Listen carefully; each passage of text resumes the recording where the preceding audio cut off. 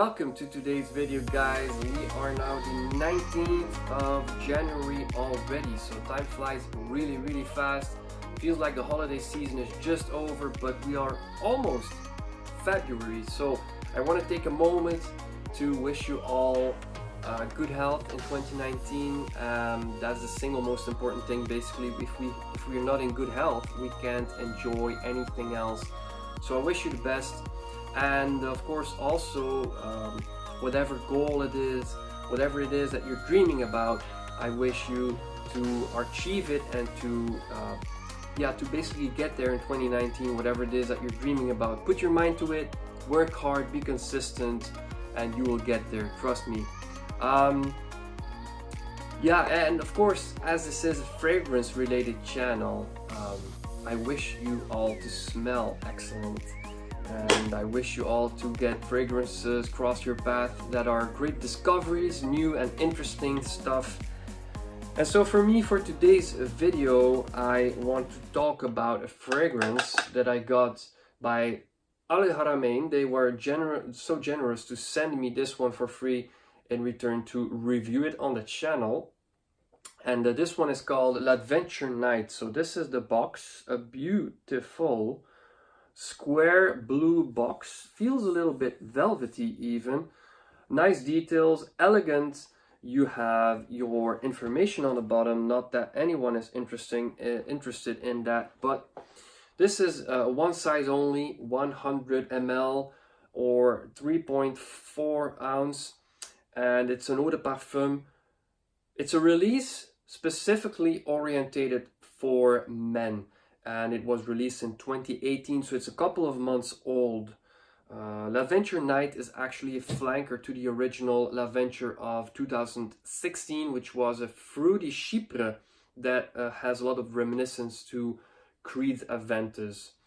But this one is called L'Aventure Knight. Beautiful box, beautiful bottle. The trend goes on. It's really shiny though, so it picks up a lot of fingerprints. I'm sorry about that. It has a little see-through window here, so you can check your juice level at any point. Really heavy bottle as well.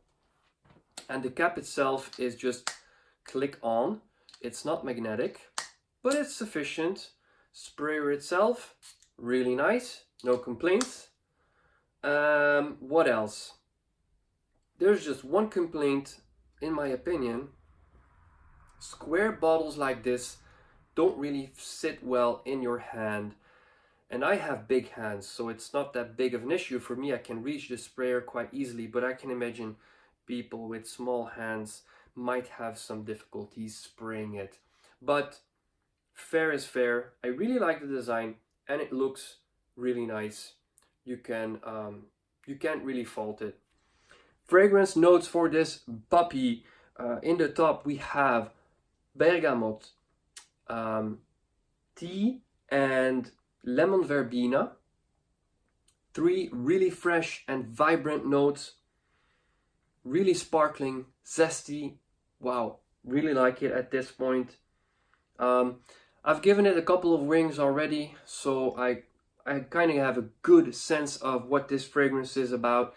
In the mid we have iris and violet leaf to give a little bit of a floral side to the composition as the top notes start to fade away just a little bit. I mean, the freshness remains throughout, no question about that, but the zesty lemony side of the opening kind of tones down a little bit and makes way for a subtle iris and a beautiful violet leaf note.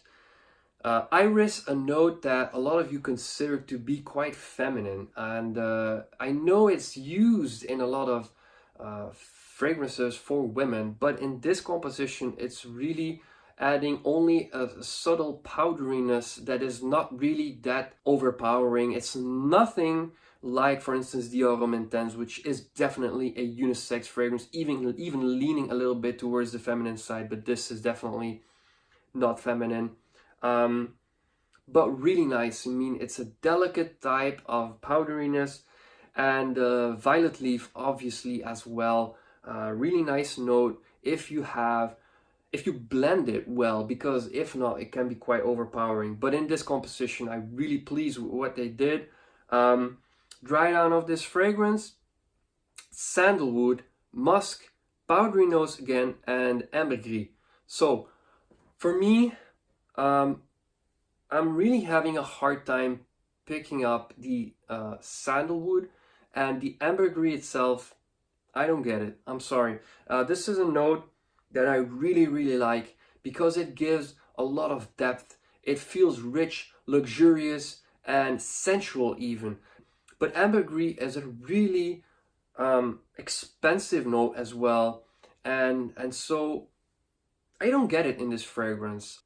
The dry down is really nice, but yeah, it's mostly a powdery, slightly musky, still very fresh overall fragrance with subtle floral notes. And yeah, as far as the overall impression goes, that's what I'm getting. It's a fragrance that I see could be worn throughout the year, any season, any occasion, very versatile, really something that you could, you know, enjoy as a single and only fragrance. It's something that would be a great signature fragrance. And I can imagine a lot of people that would really enjoy to smell this one on you as well. So as far as uniqueness and overall scent goes, there's a lot of similarities to other fragrances, existing fragrances.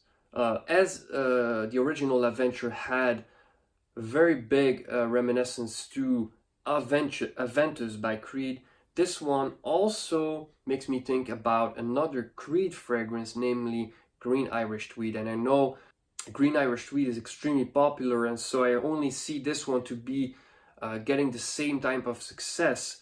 More importantly, this is a fraction of the price of Creed Green Irish Tweed. But is it a substitute? In my opinion, it isn't. It's not a direct clone. It's not a replica that is 100% true to the original. And I'm glad for that. I mean, this fragrance has other notes highlighted. In the opening, you clearly have that tea note that for me is very interesting. That's something that you don't get with Green Irish Tweed. Green Irish Tweed in the opening has more of a green, and yeah, it's a little bit more cold as well even.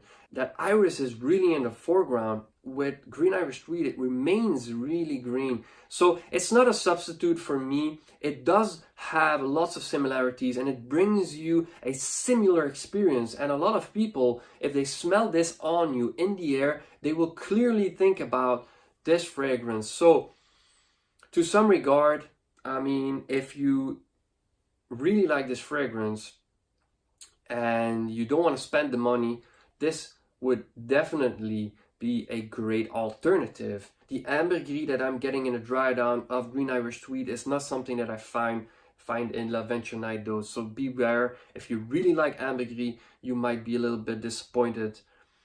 But as I said, for the price point, I mean, value is, 10 times more than this one right here. There's also comparisons to Davidoff Cool Water, maybe a little bit, but if I would have to compare this to Cool Water, I'd say this is a million times better than Cool Water, especially like the latest formulation. Cool Water is just a synthetic mess right now, guys. I wouldn't spend the money on Cool Water, whereas this smells really natural. I can see they use great quality ingredients, and also lasting power, guys, is just phenomenal. Almost as good as Creed's Green Irish Tweed. This one lasts for 8 to 10 hours, and for the first hours, it's definitely filling the room. So no complaints whatsoever. I think this is a solid release by the house of Al Haramain. Really curious to find out more about this brand. I have Obsessive Oud in my collection, which is a great agarwood heavy fragrance. very ballsy and very potent. This one is a totally different fragrance. It's really fresh and energetic. It has that floral aspect to it, and brings you a sensual, musky, powdery dry down, but overall really a very wearable fragrance. I'm thankful for them to send me this one to review, and I can see a lot of people would be interested in this as an alternative to Cool Water or Green Irish Tweed. I think the value is excellent. If you're interested in this fragrance, you can buy it from their website haramainperfumes.co.uk if you're in England, or just .com. I'll put a link in the description box so you can check it out. And there's probably a lot of retailers who carry this brand as well. So yeah guys, if you have any questions about this fragrance, you just put it in the comment section down below. I will gladly respond to each and every one of them. And yeah, I hope you have a great day, and see you in the next review. Thank you for watching. Bye bye.